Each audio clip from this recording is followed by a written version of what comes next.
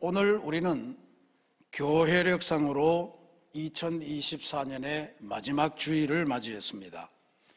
성령 강림절기로도 마지막 주일이고 우리 교회가 시행하는 창조절로도 마지막 주일입니다. 이 교회력의 마지막 주일에 대한 특별한 이름이 있는데 그건 바로 왕국주일입니다. 그리스도의 왕국을 기념하는 주일이라 이런 뜻이겠죠.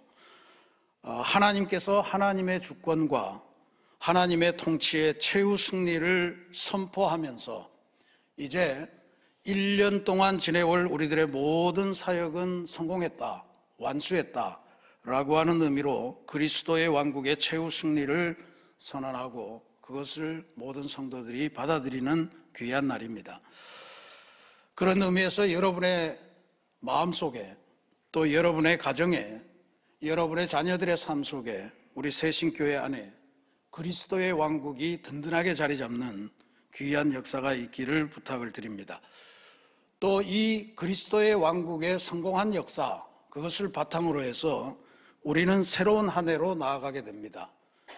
기독교에서 교회력상으로 새로운 한 해는 주님의 오심을 기다리는 대림절, 즉 다음 주일부터 새해가 시작되는 것입니다. 예수 그리스도께서 다시 오셔서 지난해보다 더 아름다운 하나님의 나라를 이루실 것이라고 하는 믿음과 소망과 비전 가운데 새해를 시작하는 것입니다.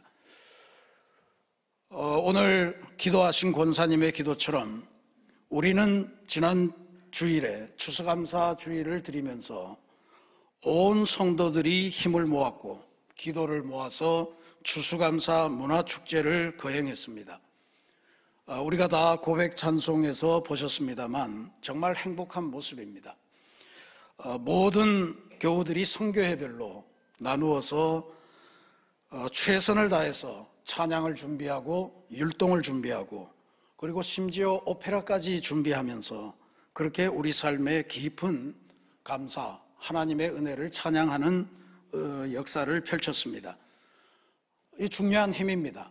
바라기는 이 하나 되고 한 몸 되는 공동체의 이 아름다운 힘이 새신교회 희년행진의 또 다른 한 해를 풍성하게 만들어 가리라 믿으며 또 그렇게 만들어 주시기를 간절히 부탁드립니다. 그리고 오늘 우리는 2025년을 위한 사역박람회 마지막 주일을 진행합니다. 지난 주일에 우리는 사도 바울의 고백을 통해서 하나님께서 우리에게 주신 두 가지 중요한 선물이 있는데 그건 바로 씨와 양식이라 하는 말씀을 묵상했습니다. 양식이라고 하는 것은 오늘 우리가 살아가는 삶의 현재를 채우시는 하나님의 은혜를 상징합니다. 일용할 양식입니다. 반면에 씨는 지금 당장 그것으로 뭘 할 수 있는 게 아닌데 그것이 훗날에 땅에 심겨져서 풍성한 열매를 맺게 되는 그러한 상징으로서 우리에게 주신 은사를 대표한다, 그렇게 말씀드렸습니다. 하나님께서 주신 귀한 씨앗, 그 씨앗이 귀하다고 여러분 손에 움켜쥐고 있으면 아무런 변화가 나타나지 않습니다. 씨앗은 우리의 손을 떠나서 땅에 심겨지고 그렇게 해서 싹이 나고 그렇게 해서 열매를 맺게 되는 것입니다. 하나님께서 주신 귀한 씨앗, 여러분의 미래를 아름답게 만들기 위해서 주신 그 은사, 그것은 여러분 안에 고이 간직한다고 그것이 열매를 자연스럽게 맺는 게 아닙니다. 하나님의 나라를 위해서 또 하나님의 교회를 위해서 여러분의 사랑하는 이웃들을 위해서 그 은사를 사용할 때 비로소 싹이 나고 열매가 맺히게 된다라고 하는 이 귀한 진리를 반드시 기억하시기를 부탁드립니다. 그러니 여러분 안에 담아두신 게 은사가 아닙니다. 여러분 바깥으로 나와서 하나님의 나라, 교회를 위해서 적극적으로 사용하셔야 됩니다. 하나님의 교회가 유지되기 위해서 필요한 은사들이 어마어마하게 많습니다. 대표적인 것만 들어봐도 찬양, 교육, 안내, 미화, 애찬, 주차, 상담 등등등. 하나님의 나라와 교회를 새롭게 세워가는 일을 위해서 수많은 은사가 다양하게 필요합니다. 그리고 우리는 기억해야 될 것이 우리 중에 어떤 사람도 은사 없는 사람은 없다라고 하는 사실입니다. 하나님께서 사람의 필요를 따라 하나님의 역사를 따라 모두에게 나름의 은사를 베풀어 주셨습니다. 그러니 여러분에게 주신 은사는 무엇일까 하는 것을 잘 발견하는 게 중요합니다. 요즘 젊은이들은 MBTI라는 걸로 서로를 이야기한대죠. 소개할 때마다 당신은 무슨 형이요? 뭐 이렇게 묻는다 그럽니다. 그건 다 자기에게 있는 은사가 뭔가 하는 것을 먼저 확인하는 것이 인사의 기본이 된 그런 사회를 살아가는 겁니다. 여러분에게 주신 은사, 그것도 여러분들이 스스로 잘 발견하시는 그런 역사가 있기를 바랍니다. 그리고 그 받은 은사를 적극적으로 하나님의 나라와 교회를 이루시는 일에 잘 활용하시고 그래서 하나님께 영광 돌리시는 그러한 역사를 살아가시기를 부탁드립니다.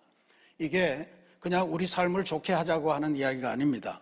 우리의 삶이 예배를 위한 삶, 예배를 중심으로 하는 삶을 살기 위해서 이거는 필수적입니다.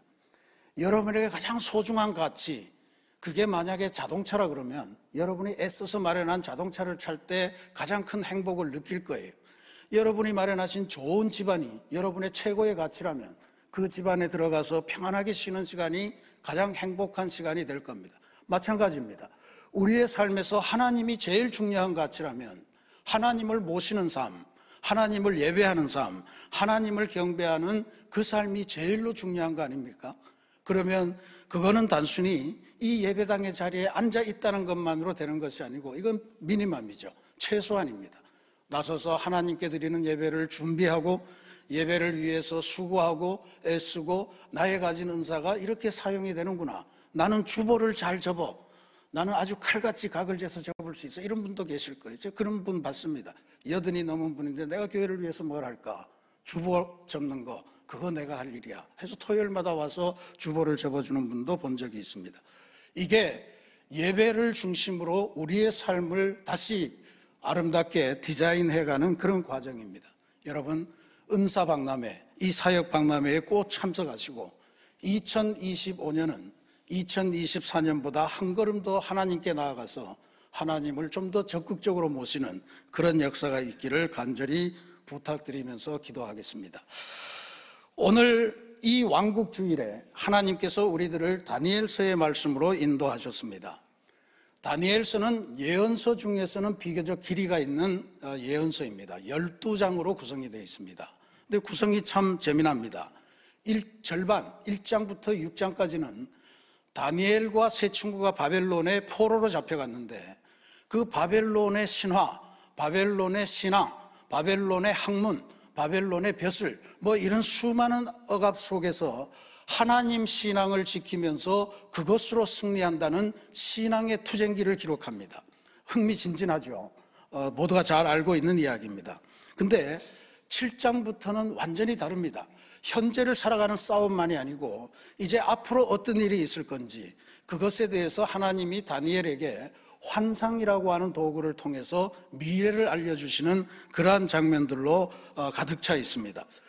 오늘 우리가 봉독한 이 다니엘서의 말씀, 이것이 바로 다니엘이 받은 첫 번째 환상과 관련한 내용입니다. 이 환상에서 다니엘은 4마리의 아주 끔찍하고 또 아주 무섭고 또 아주 강력한 힘을 지닌 짐승이 바다에서 올라오는 모습을 목격합니다. 이 짐승들은 표면으로 보기에 각각 사자, 곰, 표범, 10개의 뿔이 달린 형체를 잘 모르겠는 짐승, 이렇게 되어 있습니다. 모두가 사람들이 굉장히 두려워하는 그런 짐승들이죠. 근데 거기에서 끝나지 않습니다. 4짐승 모두가 아주 범상치 않은 모습을 하고 있습니다. 사자에게는 맨 앞에 보면 독수리의 날개가 달려 있었다 그랬습니다. 그리고 그 짐승은 사람처럼 2발로 서기도 하고, 사자는 4발인데 2발로 서고 또 사람의 마음을 지니고 있었다. 이게 뭐겠습니까? 아주 이 사자가 독수리의 날개를 가졌다. 그러면 땅에서도 맹수인데 하늘을 날기도 하겠다 이런 거 아닙니까? 그리고 거기에다가 사람처럼 서기도 하고 사람의 마음을 가져서 사람과 대화할 수 있는 능력도 가졌다 이런 이야기예요. 무서운 존재인데 때로는 사람을 유혹하는 그런 존재도 된다라고 하는 것을 상징하는 그런 표현입니다. 그 다음에 곰인데 곰은 이빨 사이에 갈비뼈 3개를 물고 있다 그렇게 나옵니다. 그리고 그 갈비뼈 3개를 물고 있는데 주변에 있는 어떤 소리가 나오기를 뭐라고 그러냐면 더 많은 고기를 먹어라, 더 많은 고기를 먹어라 이렇게 곰을 부추기는 내용이 나옵니다. 바로 사람을 잡아먹었다는 이야기입니다. 그리고 사람의 마지막 정리로 갈비뼈에 붙은 살점을 아마 뜯어먹으면서 노는 그런 과정일 거예요. 그래서 더 많이 죽여라 라고 하는 소리를 들으면서 그 유혹에 빠져 있습니다. 그 다음에 표범은 아마 우리가 알고 있는 맹수들 중에 가장 빠른 동작을 갖고 있는 맹수 중에 하나입니다. 근데 그런 무서운 존재인데 이놈은 머리 4개를 갖고 있고 날개도 4개나 달고 있다 그렇게 나옵니다. 지상에서도 그만큼 빠른 존재가 없는데 거기에 날개까지 달았으니까 얼마나 이 우주 전체를 돌아다니면서 핍박을 할 것인가 하는 것들을 보여주는 그런 의미를 가졌겠죠. 그 다음에 가장 앞거는 마지막 4번째 짐승입니다. 이 4번째 짐승은 앞선 짐승들과는 차원이 다른 모습을 하고 있습니다. 모습을 구체적으로 규정하지 못하고 뭐 이렇게 읽어보면 저기 뭘로 되어 있나요? 어떤 거는 용처럼 그리기도 하고 근데 그건 우리가 알 수가 없는 그런 내용입니다. 근데 분명한 거는 성경에 기록된 걸 보면 이빨이 쇠로 되었다 그렇게 나옵니다. 이빨이 쇠로 되었으니까 못 끊어 먹을 것이 없는 거예요. 못 씹을 것이 없는 겁니다. 사람을 아주 잘근잘근 씹어서 없애는 그런 짐승이다. 그래서 실제로 희생자들을 으깨어 삼켰다 그렇게 성경이 기록합니다. 그리고 남은 자들은 누구든지 발로 짓밟았다. 이게 성경에 나오는 이 짐승에 대한 묘사입니다.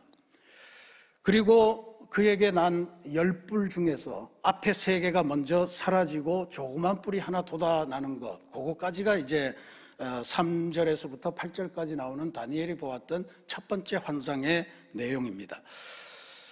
이 작은 뿔이 이제 다니엘서에서 가장 중요한 뿔인 짐승인데 이 작은 뿔에는 사람의 눈과 교만에 찬 어조로 말하는 입이 붙어 있었다라고 하는 게 성경의 기록입니다.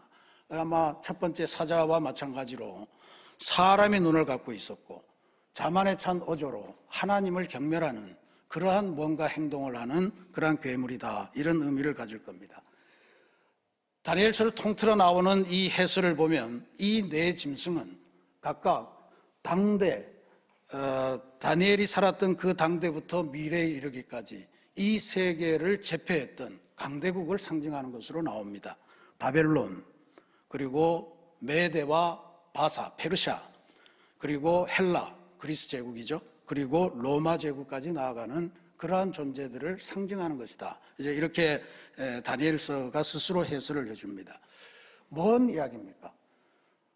물질 문명이 화려하고 군사력이 아주 대단하고 주변의 모든 나라들을 다 침탈해서 속국으로 만드는 그런 제국에 강력한 힘을 가졌지만 뭐예요? 핵심적으로 그들은 짐승 같은 놈들이다 라고 하는 게 하나님의 선언입니다. 짐승이다 이런 이야기죠. 사람이 아니다는 겁니다. 그리고 세상에 이런 강대국들이 계속 줄을 이어서 나타나고 흥망성쇠를 맞이하지만 그 모든 존재들은 다 하나님의 심판대 앞을 비켜갈 수 없고 하나님의 심판을 피할 수 없다라고 하는 것을 선명하게 보여주는 게 오늘 우리가 봉독한 말씀의 내용입니다. 다니엘이 그 4번째 짐승에게서 3뿔이 사라지고 작은 뿔 하나가 돋아나오는 걸 보면서 대단히 두려워하는 마음으로 그걸 보고 있는데 그때 하나님께서 또 다른 환상 하나를 다니엘에게 보여줍니다. 바로 옛적부터 항상 계신 이의 환상입니다. 9절 말씀에 보면 그의 옷은 희기가 눈 같고 그의 머리털은 깨끗한 양의 털 같고 그의 보좌는 불꽃이요 그의 바퀴는 타오르는 불이며 9절에 그렇게 나오죠. 10절에도 보면 불이 강처럼 흘러 그의 앞에서 나오며 그를 섬기는 자는 천천히요 그 앞에서 모셔선 자는 만만이며 심판을 베푸는데 책들이 펴 놓였더라 그랬습니다. 옛적부터 항상 우리와 함께 계시니 바로 하나님을 상징하는 건데 그 하나님의 임재하시는 모습을 다니엘이 이런 환상을 통해서 본 거예요. 아마 우리 지금 앞에 9장 찬송을 했습니다만 그 9장 찬송에 나오는 장엄한 광경, 혹은 이사야가 하나님의 성전 안에서 하나님의 임재를 연기 속에서, 가득 찬 연기 속에서 막 천사들이 날아다니고 하는 속에서 보았던 그런 광경과도 유사한 환상이다 이렇게 볼 수 있습니다.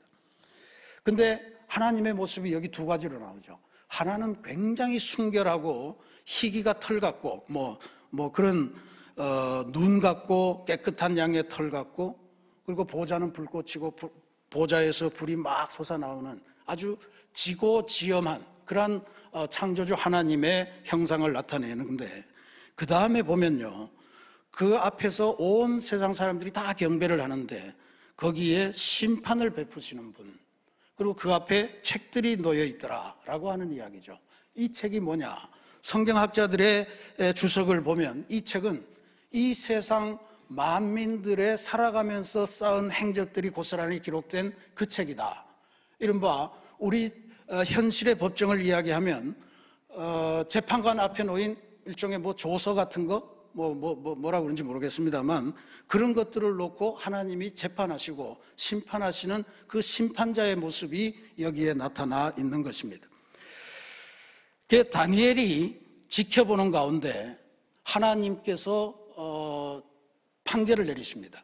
그래서 내리신 판결이 뭐냐 하면 작은 뿔이 솟아나오는 그 마지막 네 번째 그 아주 정말 괴이하게 생긴 그 짐승은 죽임을 당하는 심판을 받고, 나머지 앞에 세 짐승은 그들이 갖고 있는 모든 무기, 그들이 갖고 있는 권세, 이런 것들을 다 박탈당한다라고 하는 내용입니다. 하늘 재판장이신 하나님의 심판의 결과입니다.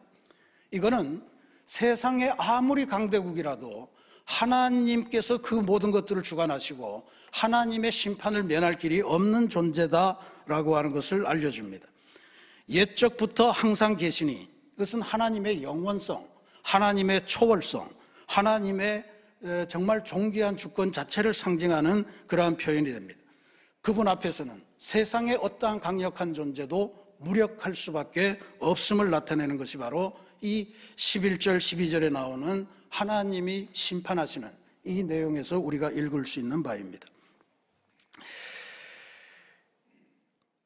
그리고는 마지막으로 이제 이 판결이 내려졌을 때 그 직후에 바로 하나님이 또 다른 환상을 다니엘에게 보여주는데 그게 바로 13절과 14절의 내용이에요. 거기에 보면 인자 같은 이가 하늘 구름을 타고 우리에게로 내려오는 모습을 환상으로 보게 됩니다. 인자 같은 이, 이건 우리가 다 예수 믿어봐서 알지만 이건 예수님을 가리키는 표현입니다. 이때 아직 예수님이 오지 않았지만 이제 하나님의 그 내린 심판, 판결, 이거를 시행하시기 위해서 인자 같은 이가 하늘로부터 구름 타고 내려오시는 그 과정을 설명하는 겁니다. 실제로 그는 내 짐승으로 표상되는 이 세상의 거룩한 백성들을 탄압하고 거룩한 백성들을 잡아먹고 죽음에 이르게 하던 그 내 짐승에 내린 그 능력과 권세를 실제로 파괴하고 또 영원한 권세로 그 마지막 네 번째 짐승을 죽이는 그 역할을 감당하는 것으로 그렇게 나타납니다. 그리고 다니엘에게 주신 하나님의 말씀은 이 인자 같은 이가 세우는 그 나라는 절대로 멸망하지 않을 거다, 영원하리라 라고 하는 그러한 약속을 줍니다.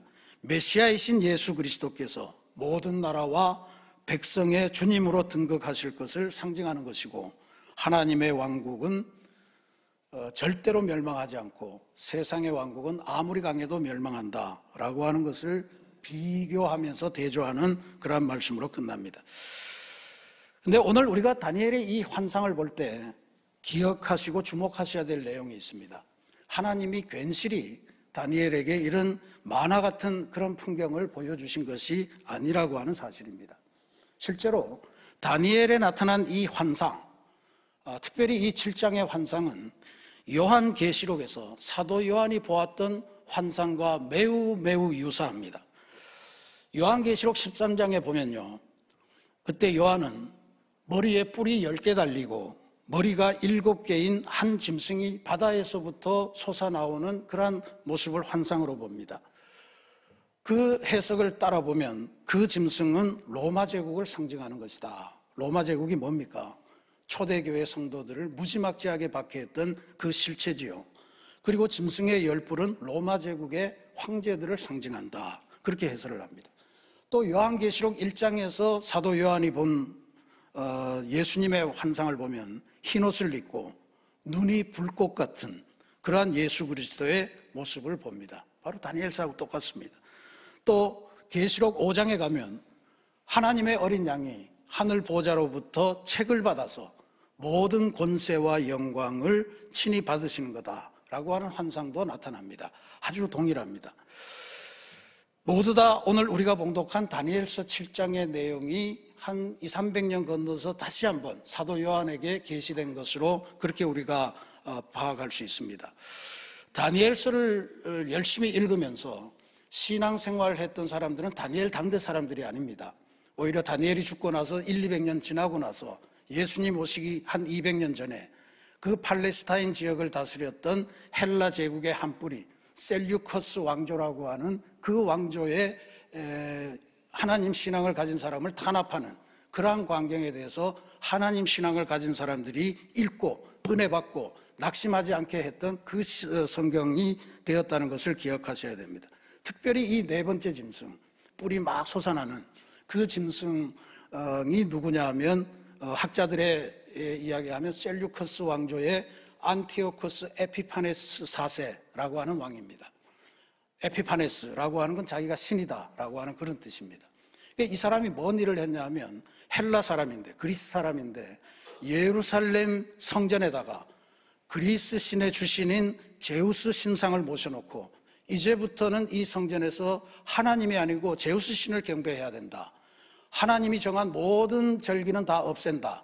안식일 없앤다. 성경 읽지 못한다. 그리고 모든 제사는 제우스 신에게 드린다. 그리고 그것을 거부하는 제사장은 현장에서 그냥 죽였습니다.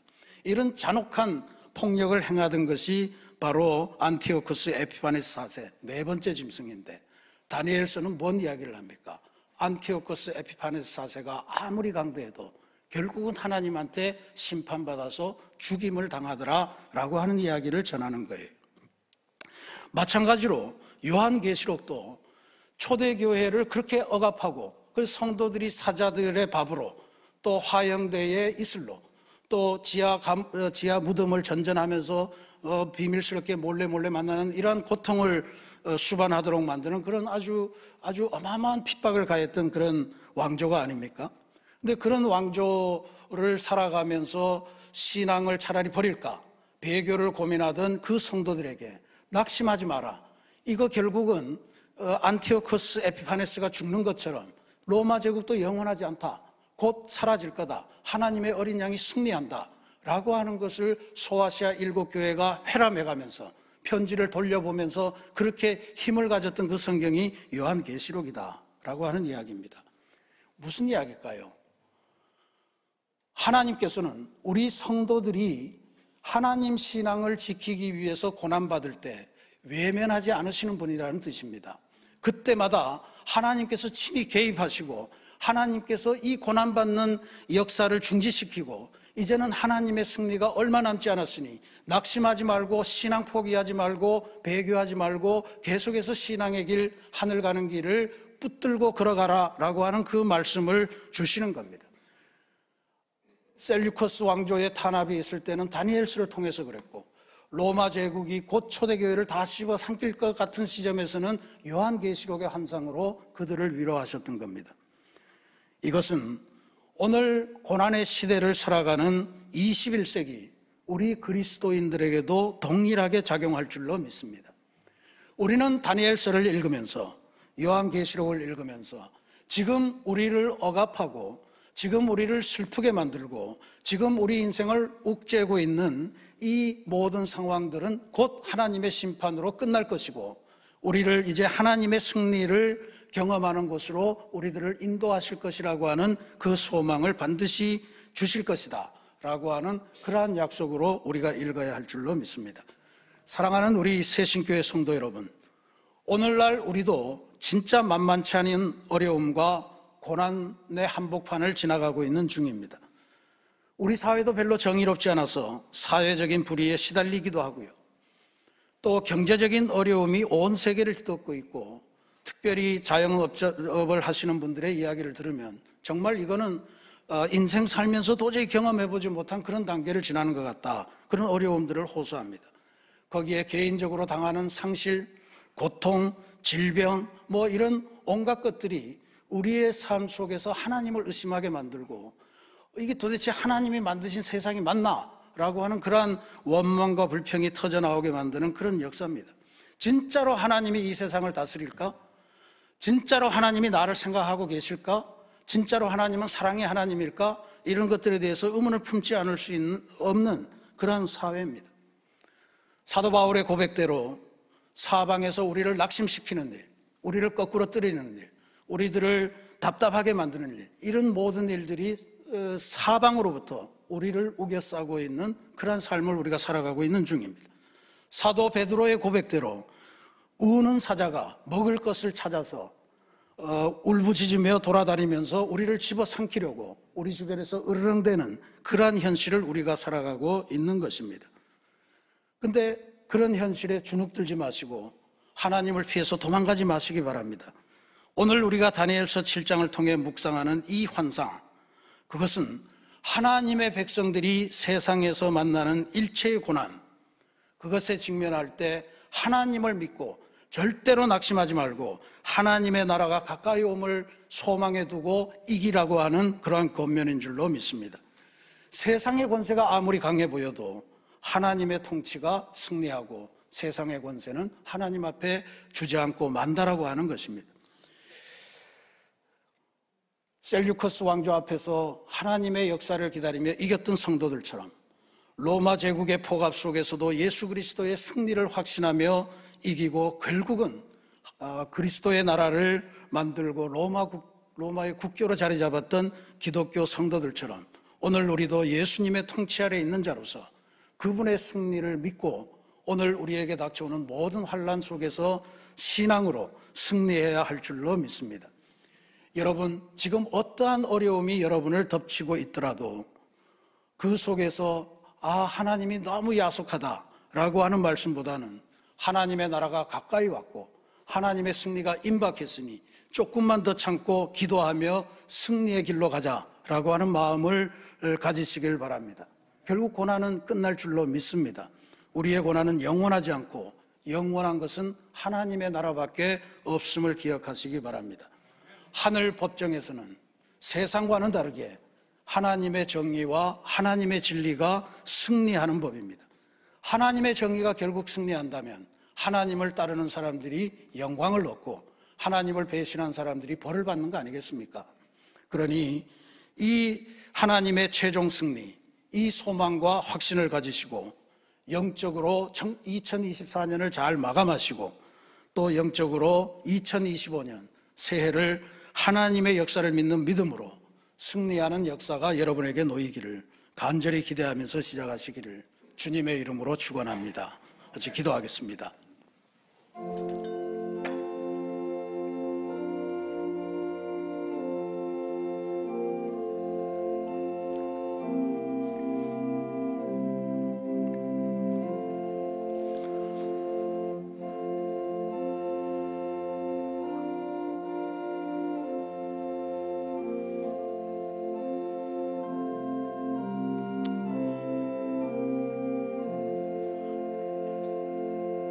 하나님이 창조하신 세상인데 하나님이 주관하시는 인생인데 어쩌면 이렇게 고난과 억울함과 슬픔과 아픔이 많은가? 우리는 스스로 원망하기도 하고 하나님의 역사를 의심도 하고 하나님의 사랑을 믿지 못해서 전전긍긍하기도 합니다. 오늘 그러한 현실에 처한 다니엘 시대, 또 셀류커스 왕조의 시대, 로마 제국의 압제의 시대, 모든 어려움의 시대마다 환상을 보여주시며 하나님의 최종 승리를 굳건하게 믿고 낙심하지 말고 믿음의 길을 걸어가라고 하는 귀한 하나님의 약속이 있었음을 저희들이 배웠습니다. 하나님, 오늘 우리 시대도 살아가기가 만만치 않은데 이 만만치 않은 현실에 굴복하거나 거꾸러지거나 낙심하거나 하지 말고 하나님의 최후 승리를 믿고 어린 양의 최후 승리를 믿고 주님을 의지해서 새로운 세계로 건너가는 위대한 믿음의 사람들이 다 되도록 주님 도와주시옵소서. 예수님의 이름으로 기도합니다. 아멘.